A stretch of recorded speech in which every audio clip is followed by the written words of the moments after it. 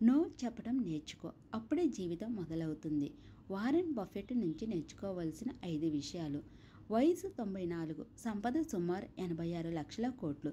ప్రపంచ దిగ్గజ investor Warren Buffett పరిచయం అక్కరలేని పేరు. కోక్, ఐస్ క్రీములు వంటివి అమ్ముతూ తన జీవితాన్ని మొదలుపెట్టిన వారెన్ ఇప్పుడు ఏకంగా ట్రిలియన్ కోట్ల సామ్రాజ్యాన్ని నెలకొల్పాడు.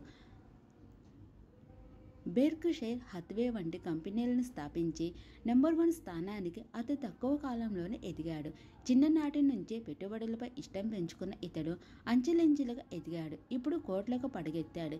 దీనికి ప్రధాన కారణం వారెన్ బఫెట్ వ్యాపార సూత్రాలే కాదు, అతడి మెంటల్ స్టామినా కూడా.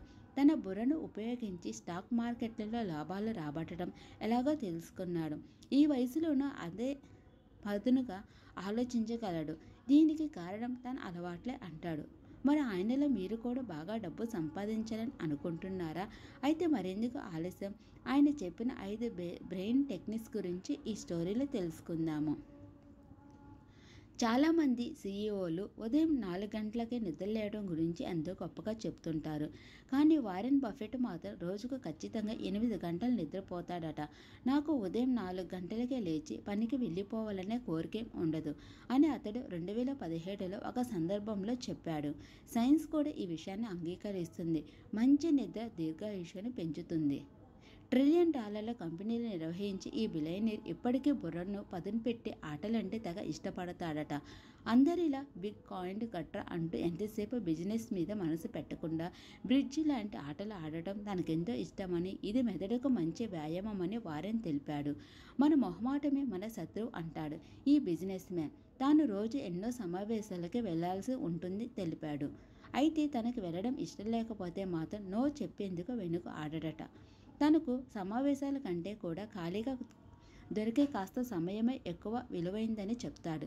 బిల్ గేట్స్ కూడా వారెన్ బఫెట్ విధానాన్ని సమర్థిస్తాడు. వారెన్ బఫెట్ తన సమయాన్ని ఎక్కువ శాతం పుస్తకాలు చదివేందుకు ఇష్టపడతాడట. తన రోజులో కనీసం 6 గంటల రీడింగ్ కోసం కేటాయిస్తానని అతడు చెప్పిన మాటలు నిజంగానే ఆశ్చర్యపరుస్తాయి.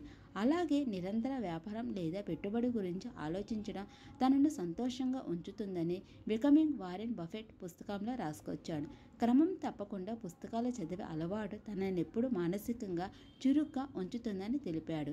ఇది మెదడుకు పదును పెట్టి ఆలోచనల్లో మరింత క్లారిటీ ఇస్తుందని పరిశోధకులు కూడా చెప్తున్నారు. మనకు జీవితం ఎన్నో ఇచ్చింది.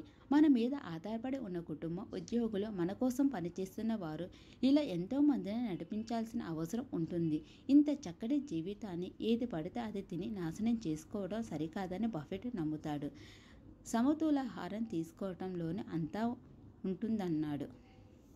ఈ వీడియో మీకు నచ్చిందంటే లైక్ చేయండి, షేర్ చేయండి. ఇంకొక మంచి వీడియోతో మీ ముందుకు వస్తాను.